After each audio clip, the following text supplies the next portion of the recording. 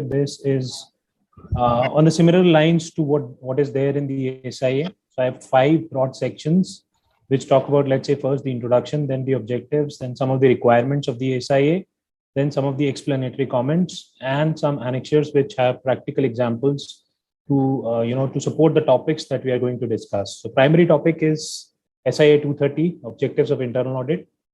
And first I'll start with the introduction. Anything new or anything that we want to pick up within internal audit or outside internal audit, we generally start with these 6 questions. So anybody who is doing internal audit will be familiar with these 6 magical questions. So who, what, why, when, where, how. So who is supposed to do, what he's supposed to do, why he's doing it, when he's supposed to do, where he's supposed to, do that activity, and how he's supposed to do that activity. So that is something which is related to every business process you would see. And that is what I've taken as a premise for, simplifying the SIA 230 for today, which is objectives of internal audit. So we start with the SIA 230. So it says the standard or internal audit 230 objectives of internal audit issued by the Council of Institute of Chartered Accountants of India should be read in conjunction with the following, which is preface to the standards on internal audit, framework governing the internal audits, basic principles of internal audit issued by the institute. Why I have taken this premise or the preface is because it links back to 3 other things in other standards or within the framework. So I just want to link the entire story why the SA 230 is important and where it links back to the business, where it links back to other standards, and where it links back to the overall structuring of the SIA. So preface to the standards on internal audit, it says the framework governing internal audits. Just a second.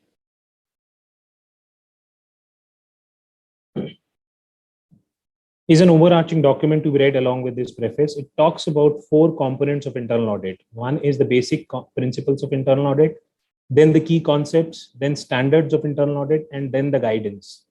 So it says SIAs shall be principle based which clearly outline the objectives of the issuing particular standard and the essential requirements for its compliance. The essence of each standard or the SIA is captured in the following sections.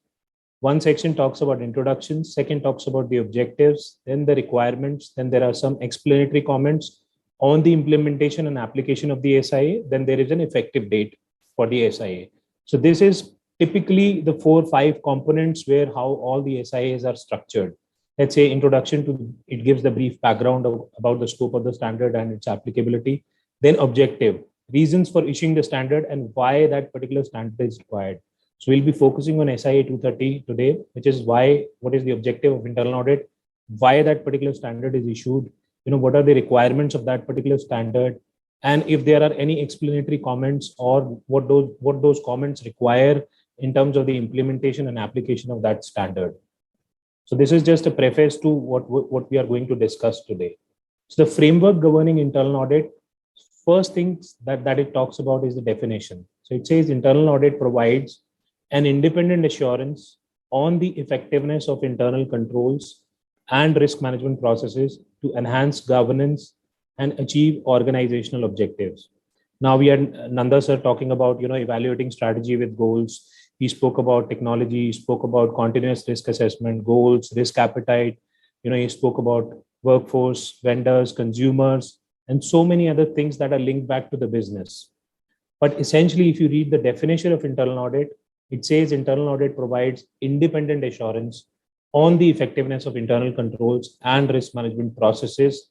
And there is a clear objective, it says, to enhance governance and achieve the organizational objectives. Now, there was one more question which came from Mr. Khandelwal. He said that how do we, make the client convince about the operating effectiveness of the business, of the company, or as business as an overall? I'll try and answer that question through practical examples and sticking to this definition only. So what this definition primarily says is that internal audit is an independent function, whether it is respect to the position, the organization structure, or the reporting hierarchy. And then internal auditors do play a role which is advisory in nature. And that is something which does not compromise the independence of the internal auditors. So these are some of the, principles or, definition points which are laid out in the framework which governs internal audits. And then it also says that internal controls and risk management are integral parts of management function and business operations. So what I'm going to do is I'm going to pick out these words from these definitions and share some practical examples with you how these relate back to the business scenario wherever you are doing an internal audit. So what I've done is just made these words into bold and italics so that for reference, I will be picking out on these words and then elaborating with practical examples. So we'll start with the definition. It says internal controls and risk management are integral parts of management function and business operations. An internal auditor is expected to evaluate the design and operating effectiveness of internal controls and risk management processes, including the reporting processes as designed and implemented by the management. So it clearly says that design and implementation of these things is the responsibility of the management. Where the internal auditor comes in, he comes in for an independent assurance on these particular items. Then it says governance is a set of relationships between the company and its various stakeholders and provides the structure through which the company objectives are achieved. Again, it talks about company objectives. It talks about the relationship with certain specific stakeholders. It talks about, structure through which the company objectives are achieved. It includes compliance with internal policies, procedures, laws, and regulations. It's a very specific definition, has specific words which are very thoughtfully chosen. And it says that organizational objectives incorporate the interests of all stakeholders and include the short and medium term goals that an organization seeks to accomplish. So this is just an overview of what the framework talks about, and we'll go into specific examples how that framework works in practical application in practical life. And then we go back to how this definition of internal audit has come into being. So there is a code of ethics which all members are aware about, and there are certain basic principles of internal audits which all internal auditors are aware about. There are some key concepts which go into this. There are standards on internal audit, and then there is a guidance to back that standard. Based on all these, there is a definition of internal audit which I showed you on the previous slide. It just says that internal audit provides independent assurance on the effectiveness of internal controls and risk management processes to enhance governance and achieve the organizational objectives. We'll move forward on that definition. And then there comes, some basic principles of internal audit, which, again, the preface and the framework talks about. It talks about basic principles as independence, integrity, objectivity, due professional care, confidentiality, skills and competence, risk-based internal audit, systems and process focus, participation in decision making, sensitive to multiple stakeholder interests, quality and continuous improvement. And if you look back at these, all these or most of these were addressed by Mr. Nanda in his keynote address. So in a nutshell, there are certain basic principles, and then there are key concepts to back those basic principles. What are those key concepts around? Those are around internal controls. Those are around risk management. Those are around governance processes. Those are around compliance with laws and regulations, and around the nature of assurance that the internal auditors provide or intend to provide to their clients or the management if they are working as part of the corporate itself. Then, as I said, I'll be picking out a few important words and then elaborating those words in terms of the practical life scenario or practical business application. Let's say some of the words that I picked out from the previous definitions or preface or these framework to internal audit are internal controls and risk management are integral part of management function and business operations. So this is one line I'm picking out for a practical example. Then it talks about enhancing governance. Then it talks about achieving organizational objective. It talks about organizational objectives incorporate the interest of all stakeholders. Then it talks about effectiveness of internal controls and risk management. And then to top it all, business objectives, which are very specific to a particular business, and how those are met, again, depends on what the strategy is, how they are operating, what sort of systems they have, what sort of policies they have, what sort of processes they have. So again, looking at these few important words in terms of how those are applied or how those are looked at in a practical life scenario, and taking few examples. First, before we move on to examples, I'm looking at the definition of risk because it's multiple times we've spoken about risk management. So it is important to also understand what does risk mean, because different people have different perceptions of risk. And it is important to look at one definition if we have to contextualize that definition in terms of the business. Let's say our own institute defines risk as an event which can prevent, hinder, fail to further, or otherwise obstruct the enterprise from achieving its objectives. A business risk is the threat that an event or an action will adversely affect an enterprise's ability to maximize stakeholder value and to achieve its business objectives. So there is a separate SIA on this, which is on enterprise risk management, that is SIA 13. And I'll try and pick out few items from that SIA as well and link it back to the SIA 230, which is standards on internal audit. Then ISO also defines risk as effect of uncertainty on objectives, which focuses on the effect of incomplete knowledge of events or circumstances on an organization's decision making. Now, few important words that come out of these definitions are, achieving the objectives, risk being seen as threats, then uncertainty on the objectives, linking it back to decision making, and then CFA also says that risk arises out of uncertainty. It can be defined as the effect of uncertain future events on the company or on the outcomes of the company achieves. One of these outcomes is company profitability, which is why it affects the risk on profit, and rates of return are often assessed. So Mr. Nanda spoke about risk and returns. If there are no returns, then there is no risk. If there is a risk, there is a return. So risk and reward theory. So he spoke about that. That definition clearly links back to what he said in his keynote address. Then Society of Actuaries also defines risk as possibility of failing to meet the objectives, and it can only be defined in a context. So if I talk about internal audit or if I talk about risk management, the common context is the business. Without putting things into the context of a business, the internal audit will not make much sense. Risk management will not make much sense. Those will be mere tick in the box compliance activities. If you have to really drive a value out of internal audit or out of a risk management exercise, you have to put it in the context of business. And in any business, everything is very specific, laid down to the objectives, to the vision and mission of the business, why that business exists, what is it trying to achieve, what is it doing on a daily basis. There are clear objectives in any business. So we'll look through some of those objectives in a practical sense, how we evaluate those objectives, how we link back risk to those objectives, how we evaluate the objectives when we are doing internal audits. So I'll take some practical examples. Before that, I'll move into one of the words that I picked up, which was around independence of the auditor and audit being part of the management function and supporting the management. So here what you see is on top is the board of directors. Then there is an audit committee. Then on the right, there is an executive committee. Then on the center is chief audit executive. The reason I put it in center is how the chief of audit or the internal audit team is interacting with various stakeholders within the organization. You'll see the internal audit function has multiple touch points. The chief of audit, he reports into the audit committee. The audit committee reports into the board.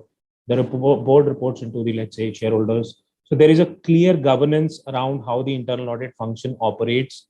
And, if you look at the process owners or the head of the departments, they also interact with the internal audit function or with the chief of audit. And how the in-house function operates is it also works back with various functions. And if there is an independent internal auditor or a firm of outside consultants, they also work back with the chief of audit, which in turn, reports into the audit committee. And sometimes the independent firm also, is regularly giving their presentation or updates to the audit committee and to the board in some cases.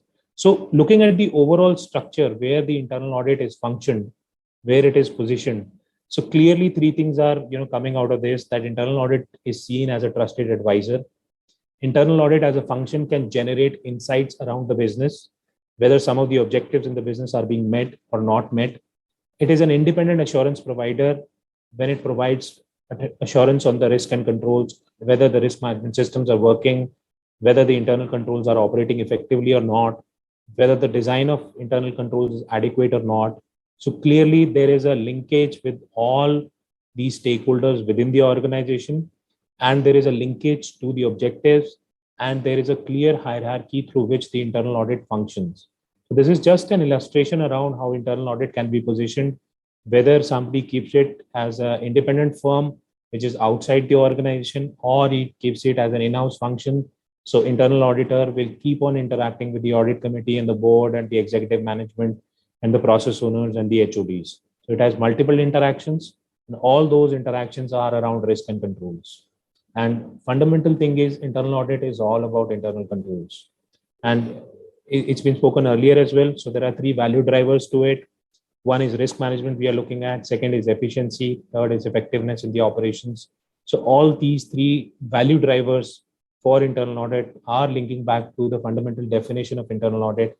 And that is where we started with what is the definition of internal audit, how is it defined, and looking at how the function itself is placed within the organization. Now I'll take one more example, which is a very basic concept, and it's a concept of life cycle.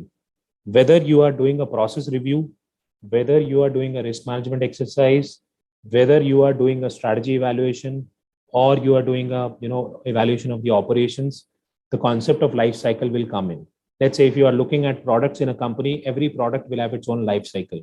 A company is manufacturing, let's say, something which is a consumer product, so it will have a life cycle. The product will be there, it will be marketed, it will have some shelf life, then it will be sold, then there will be some new products which will come into the market. So the product will go with its own life cycle, right from starting to the phase out. There will be a life cycle. So first example you see on the concept of life cycle is, let's say, the human life cycle. We are all born, we are all infants at certain stage, we are young, then we go to school, college, then we grow young, we go and join a corporate, then so and so forth. And then there is an old age, then there is a, let's say, natural end to that life cycle. And one of the objectives to that life cycle could be completing the life cycle and achieving your personal objectives within that life cycle. Now, what could be a risk to that life cycle or something that could disrupt that life cycle? We all have seen last 2 years, COVID, there has been a virus. Let's say within this picture, a young man catches a virus and suddenly the life cycle is disrupted. That's the end of story. We've seen so many cases. That happens in a business as well. If there is a significant risk that disrupts the value chain of the business, then the business can be in for huge amount of losses. So whenever we are looking at a business, we are looking at a life cycle in the business. And that is where the second example is. Every business starts with an idea. There is a vision around that idea. Then there is a mission or a goal that what the company wants to do. And then there is a strategy to achieve that mission or goal. And that strategy is translated into business processes. And that those processes are, managed by people, systems, and then there is a natural progression around implementation of that strategy. The moment that strategy gets implemented in the short term or in the midterm, on the long term, you see growth in the business. Then there is expansion in the business. Then at a certain stage, the business becomes mature. Then there is stagnation in the business, and then the business starts to decline. If you look at the definition of internal audit or let's say the principles, it talks about risk will be different in terms of different stages of business. Let's say a new startup business which has not even yet clarified its vision or mission statements will have very different risks, because their biggest risk will be a failed strategy. If they are not able to implement their strategy, that will be their biggest risk. Vis-a-vis, you see a business where the strategy implementation and growth is happening, but they are not able to expand their business because either the capital availability is not there or capital expansion is not there, or there are some external market factors which are not allowing for that expansion, or they are having some internal challenges which are not allowing that expansion. So looking at these things, you'll be able to make out that every business at a different stage will have different risks for it. And that is where, if you even look at the concepts of valuation, you differently value high growth companies, you differently value mature companies, you differently value companies which are nearing stagnation, you differently value companies which are in the process of a decline. Similarly, in risk management, you differently evaluate companies which are at different stages in their life cycle. So these are just few concepts which I wanted to bring out, because whenever you are doing a risk management or an internal audit exercise, these will be important. Let me give you one more example around why these will be important in doing internal audits. Let's say you are doing an internal audit of a startup company. Now, the startup company typically has a problem on the fourth stage where they have defined a strategy, but they are struggling with defining proper processes. They don't have policies in place. They don't have SOPs in place. They don't have proper systems in place. That is where the strategy implementation really goes out for a toss. they're not able to implement their strategy because they're not able to find talent, they are not able to retain talent. That is where they have to shell out ESOPs. They're not able to, build processes. They are not able to have stable systems. They don't have, well laid out SOPs. Roles and responsibilities are not clearly defined. You will see those sort of challenges within a startup, and that is where, when you start engaging with your clients or within your company in the startup, you start talking on those points, that the internal audit can help evaluate those processes, figure out what are the gaps in those processes, what are the design gaps in the process, what are the operating inefficiencies in that process, then give some practical recommendations to make those policy, process, system level improvements. And if there are problems with, let's say, productivity or people, then internal auditors can evaluate that as well. Now, let's say you are taking a mature company, but in a different industry. Now, let's say different industries have different sorts of profitability. There is one company which is in a cola industry, or let's say software beverage industry, let's say Coca-Cola. Coca-Cola has a very highly profitable business because the product cost is less. They've done the brand building, they have a brand, they sell out on the brand, and then they make those profits because their, let's say, pricing is very, I would say, remunerative in terms of when you compare it to the costing. Their biggest risk probably today would be in terms of, let's say, either on supply chain, or let's say on product quality, especially when they have franchisee owned bottling locations or franchisee owned bottling operations, where they've given some part of the operations to a franchisee owner and they are giving concentrate. And if there is some dilution or some mishap that happens in the concentrate, then the brand value goes for a serious amount of loss. So that is where different companies in different industries will also have different risks. Let's say if you pick up an airline company, airline traditionally all over the world is a company, is an industry where profitability is a consistent challenge. And that is where, if you were to do internal audit in an airline, you'll be focusing very highly on the costs, because the moment the costs are not managed, they will be in for a loss, because the business model is such that profitability is a consistent challenge. So different companies in the different stages of a life cycle, in different industries, in different segments, in different sectors, have different challenges. And that is where internal auditors come in for evaluation of the process. They look at the life cycle, where the business is, whether it is a mature business or a growing business or a startup business, what sort of challenges would be there, whether there will be design issues, system issues, people issues. So all those sort of things go into consideration while thinking of objectives of an internal audit. What I will do as a next step is link all these practical examples to what is written in the SIA. And that is where you'll be able to appreciate the SIA more, saying that the standard gives us the guidance, and that guidance is practically very relevant in today's world. And that is where SIAs are very important if you have to do internal audits. Now, the next example I'm taking again from the few words I picked up again from the objectives.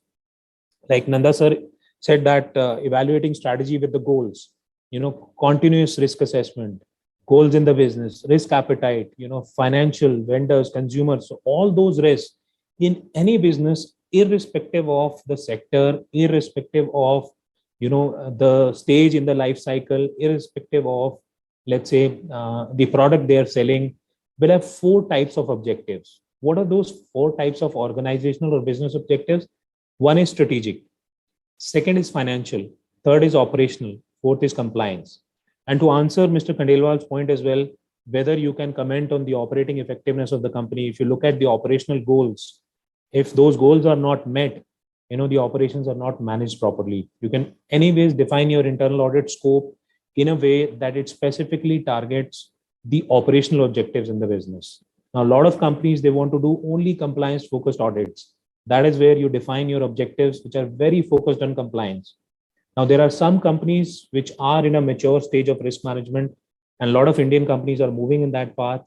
They want to focus their maximum efforts of internal audit in terms of evaluating the strategic and the financial objectives. So if they say that strategy and finance are in place, we already have standard SOPs, standard systems, procedures to take care of our operational risk. And compliance, we are managing in a different way. So I think from that perspective, every organization will have choice of objectives which they want to put in for their internal audit. Let's say we look at some examples of what the strategic objectives could be. Objectives around vision and mission. objectives around strategy, new initiatives, customers, product portfolio, markets, growth, competition, expansion, mergers and acquisition, culture, branding, business model, innovation. So these are some of the examples. You can have a lot more examples within the strategic objectives. That will depend on what the business wants, what the business wants to do, and what the strategy for the next 3 to 5 years is.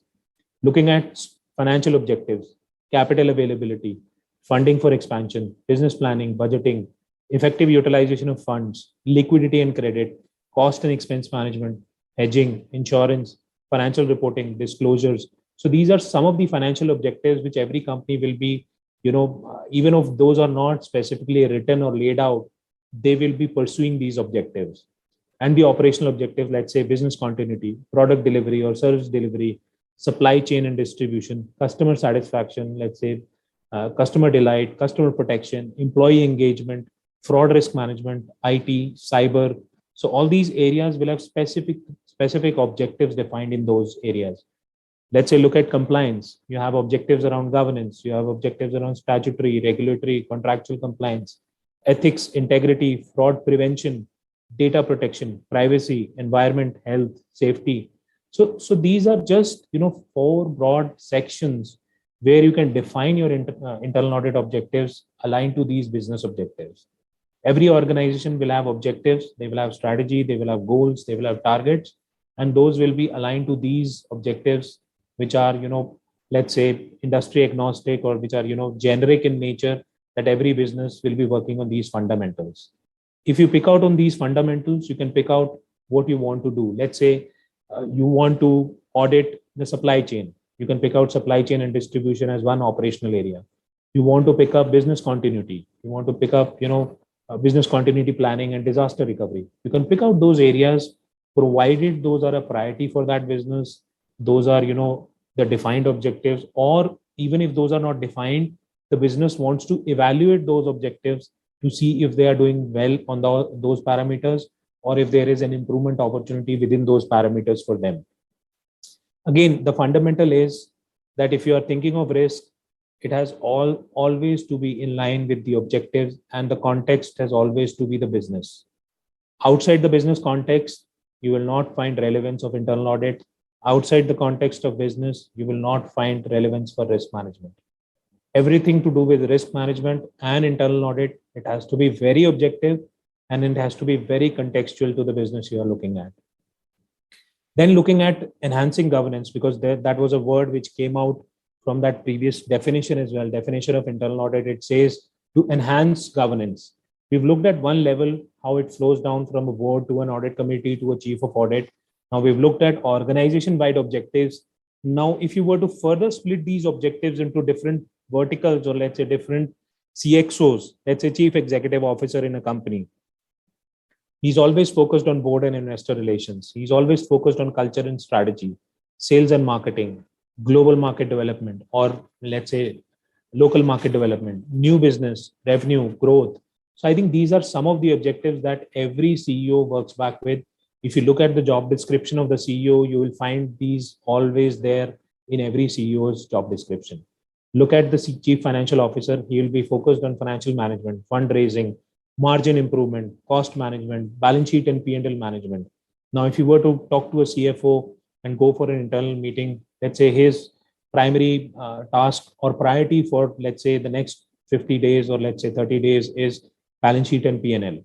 Now, for the next year planning, whether the balance sheet is leveraged or not, what sort of debt equity he has, what sort of debt equity he's looking at, whether he's looking to raise more debt or he's looking to raise more equity, just to keep the balance sheet structure intact, the CFO will have very clear objectives.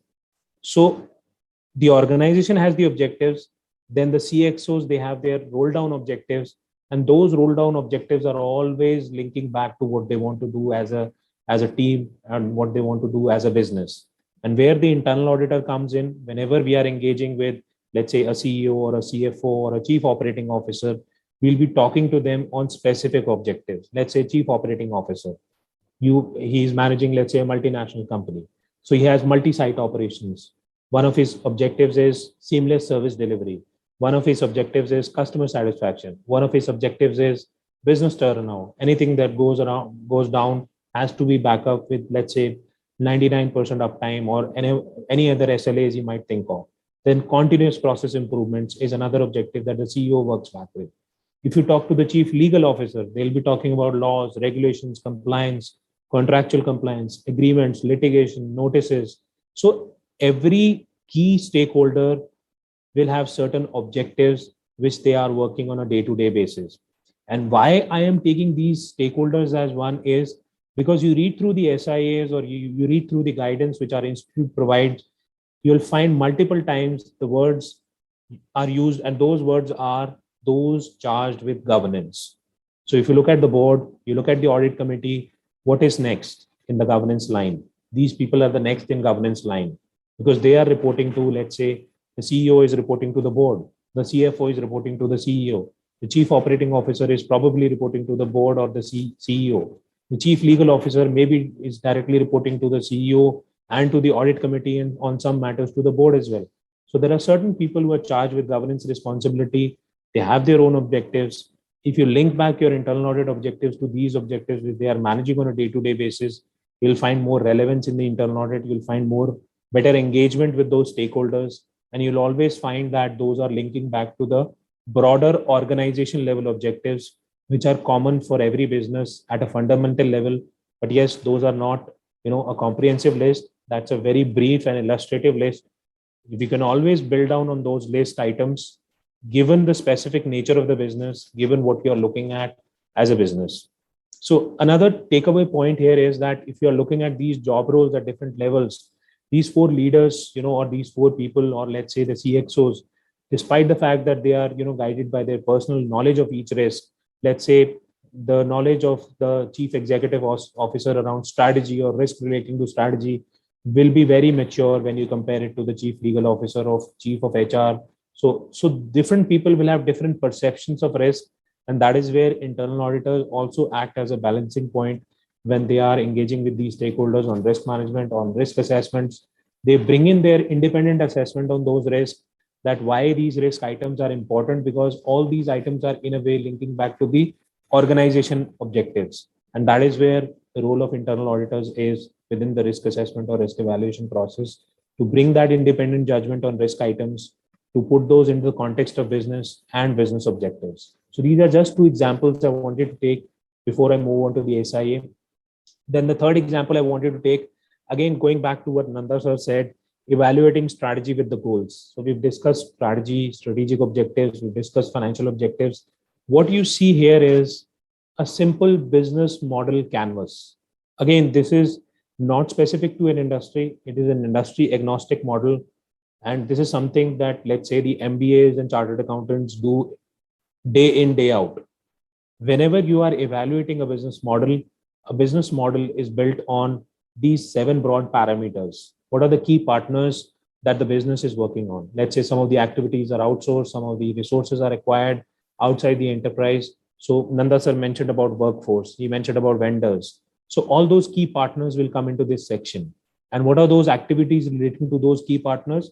They will have specific decision-making points. They will have specific risk items linking to those partners. Then looking at what are the key activities that the business performs on a day-to-day basis. To, those are operational in nature. So you will have operational risk. So we have seen operational objectives. So those key activities will have some operational risk attached. Then what are the key resources? That those are typically the assets acquired to offer and deliver the described elements. Let's say you see a manufacturing companies, typically they acquire plant and machinery. Those are the resources for them to deliver their product to their consumers. So those key resources, you will have risk items attached to those key resources as well. And typically, let's say fixed asset. If it's an IT company, those IT assets will have IT related risk attached to those resources. Then the value proposition that the business offers. The value proposition is typically, something which the business is trying to solve for the customer. What are the customer related problems that the business is trying to solve? Let's say tomorrow you are auditing Swiggy, Zomato. They are trying to solve a food delivery problem that, a food item reaches to you within 10, 20 minutes. That is a customer problem they have picked up to solve. What impacts their value proposition directly will be the risk item for that particular business. Let's say you look at any other business, let's say Zoom meetings. They are trying to solve a customer problem that you don't have to physically go out and meet people. You can meet people over a Zoom meeting, interact with them, and that is one problem of transportation they are solving by giving you an alternative platform to interact with people and connect with people. What are the risks for Zoom? Those will be essentially all technology related risks which can bring their website down in a matter of seconds. Those will be the most significant risk for Zoom as a company. Now look at customer relationships. So customer relationships are established within each customer segment. Let's say there is a company which is into let's say Titan as a company. They are into selling gold ornaments. So they have customer relationships which are maintained within a customer segment. So that company, Tata as a company, has different brands. Within those brands, they have different customer segments. Now, how those customer segments, are being served will become some concern area for Tata as a group. That is where at a group level, they will have specific risk items sitting within each customer segment. Then they have distribution channels. So value propositions are delivered to the customer through communication distribution channels. We took the example of Coca-Cola. Coca-Cola probably supply chain distribution is their biggest risk as on date. Let's say there is a war in Russia, there is a war in Ukraine, there is some supply chain disruption in Pakistan, something in Sri Lanka. Sales across all these regions will be disrupted for that software company. Then you look at customer, how those customer segments are interacting. So again, in a nutshell, these are certain elements which are very specific to every business model. And based on these elements, every company will have a cost structure, every company will have revenue streams. So if you are able to understand these items within each business, you will be able to come up with all the risk in that business, because essentially all risk will link back to decision making in the business, will link back to the business model. All risk, irrespective of whether those are strategic, those are financial, operational, compliance. So this is just a practical example. Whenever you do, let's say, a risk assessment exercise to assess risk, what are the most significant risks to the business model? If you go back to the Companies Act, it will say, the definition says the audit committee has to look at, the risks which matter the most. Now, it is nowhere defined in the Companies Act what are the risks which matter the most. So it is a fundamental rule that anything that impacts the business model or the sustainability of the business are the risks which matter the most. So it is an unsaid rule, but it is nowhere written in the law. But something which is very, very much understood by the chartered accountant is the business model, is something which is understood by MBAs. It's a business model. Something which is understood by the people who are charged with governance, or let's say people who are managing the business. It's the same business model. This is just a canvas to put it out in terms of any business you are evaluating. Then comes in SIA 230. Now what I'll do is link these practical examples to what the SIA talks about and how these link back to the SIA. So SIA 230 talks about the objectives of internal audit vary widely dependent on size, structure, complexity of the entity subject to internal audit. Now we've seen the concept of business life cycle. We've seen the concept of how a business goes through different stages of maturity, whether it's a startup, whether it is a mature company or a high growth company. So again, this definition talks about that aspect only. It says the objectives of internal audit vary widely. So if you are a startup, you will have different objectives. If you're a high growth company, you have different objectives. If you're a mature company or a stagnating company, you have different objectives. That is what the SIA says. It depends on size, structure, complexity of the entity subject to internal audit. These objectives are also influenced by laws and regulations and specific requirements of the management. So let's say if you are talking about what are the requirements of the management would want to evaluate their strategic objectives. They would want to evaluate their financial objectives. They would want to evaluate their compliance objectives, and they would want to evaluate their operational objectives. And in most cases, defined by those charged with governance. We've seen that organization structure. Who are the people? Those are charged with governance, where they sit in the organization at different levels. So this SIA only talks about, introduction section only talks about these practical aspects in the business. And that is what the Companies Act section 138 also talks about. The audit committee of the company or the board shall, in consultation with the internal auditor, formulate the scope, functioning, periodicity, and methodology of conducting the internal audit. Now, how you define a scope? You look at the objectives in the business, then you define the objectives of the internal audit, then you formulate a scope. How you define periodicity? You speak to the management. How you define the methodology? There is guidance available from the ICAI. You're doing internal audits based on that guidance. So everything within this SIA links back to what we are doing practically in a business, or what you see day in, day out in a business.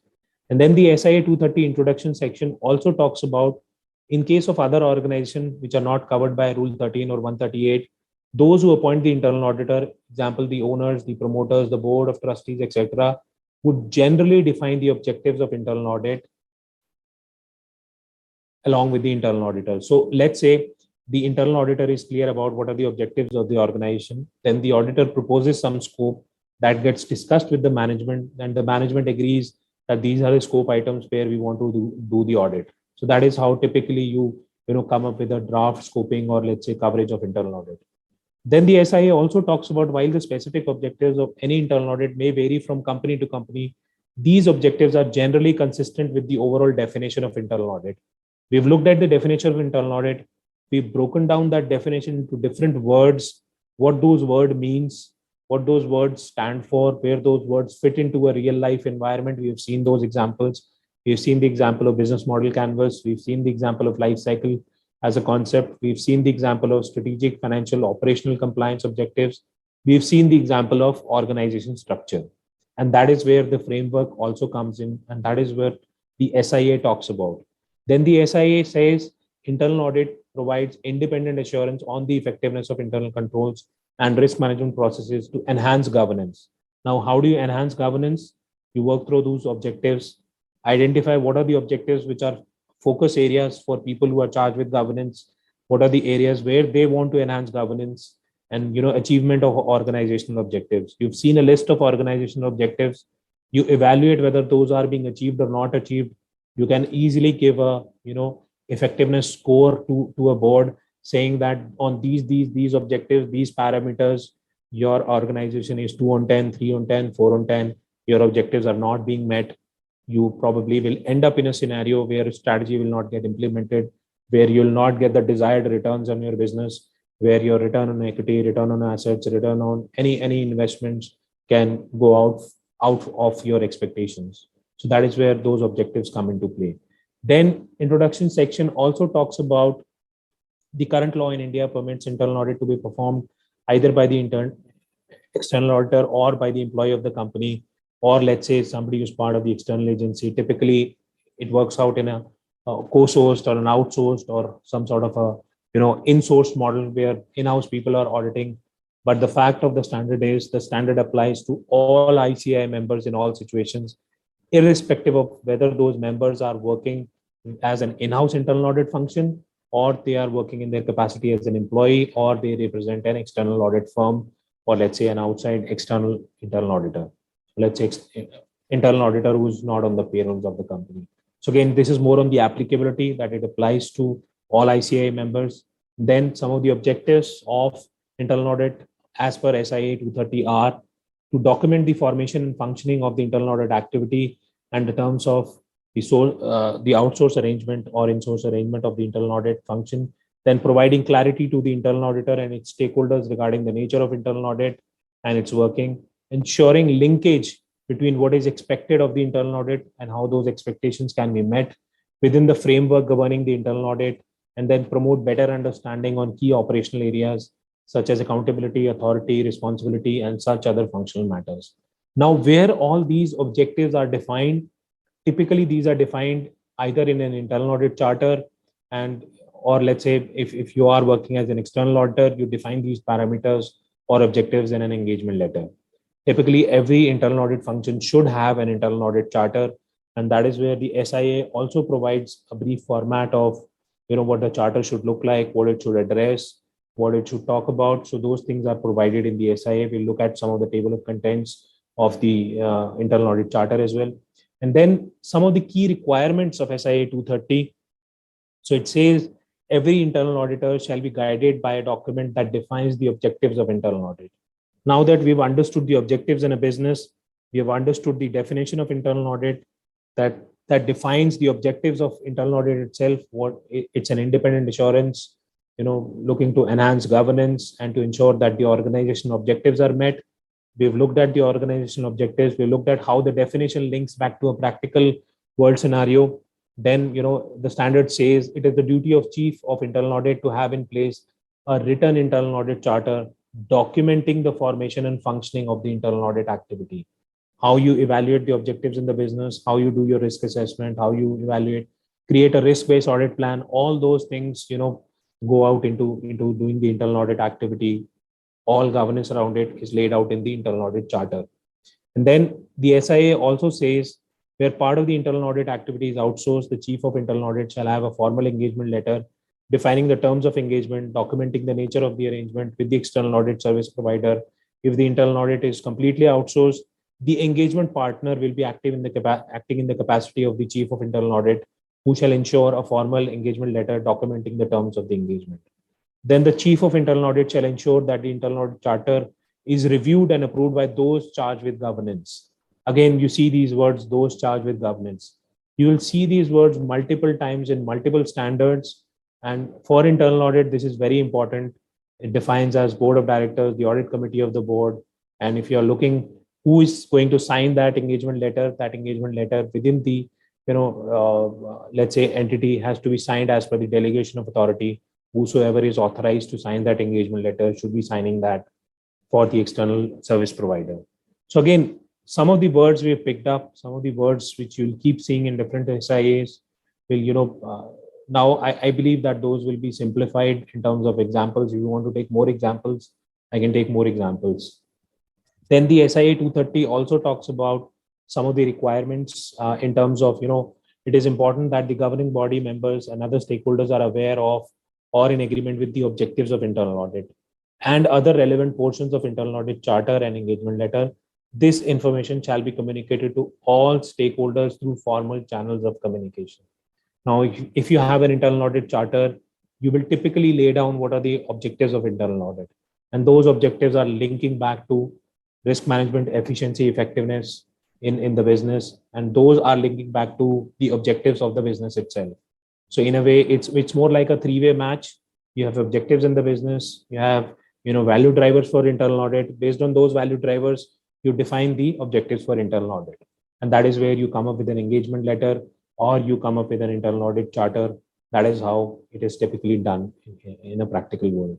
Then the internal audit charter and the engagement letter shall be reviewed periodically by the chief of internal audit and the engagement partner to ensure its relevance to the changing times or circumstances. Example, a change in scope, or it could be change in a business scenario or change in a business model.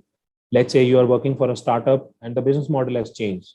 Now what do? Whether you will keep reviewing those areas which are no longer relevant, or you will change the engagement letter or change the internal audit scope as per the existing business model.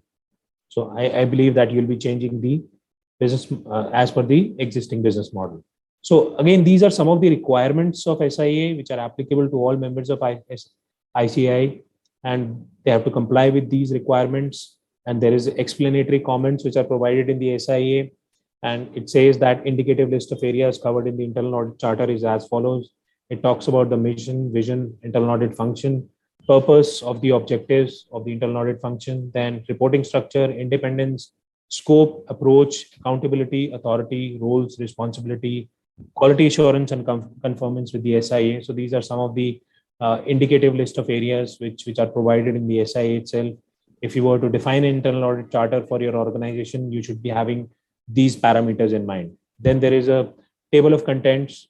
If practically you're going to make some sort of a policy and a process document around it, you will generally have a document history, you will have statement of responsibility, you will have something on internal audit planning, execution, reporting, follow-up, performance assessment, how the internal auditor works with the external auditor, audit resourcing and appointment, then document change management, then who will be the key contact if you were to make any change to the document. And then building on the guidance, again, it also talks about SIA 610. The activities of internal audit may include one or more of the following: monitoring of internal controls, examining of financial and operational information, reviewing of operating activities, review of compliance to laws and regulations, risk management, governance.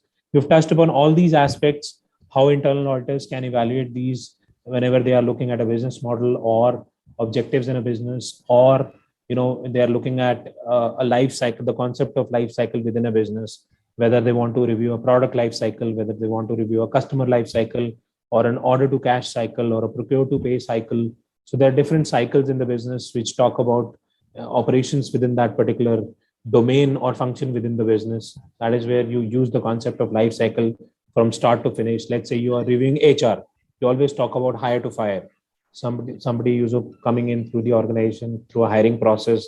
Then in the end, there is an exit process or full and final settlement process. So again, it's a complete life cycle concept which goes into almost all business cycles, whether you are reviewing HR, hire to fire, or procure to pay, or order to cash. Any questions you have, more than happy to answer the questions. So this is the brief presentation I had.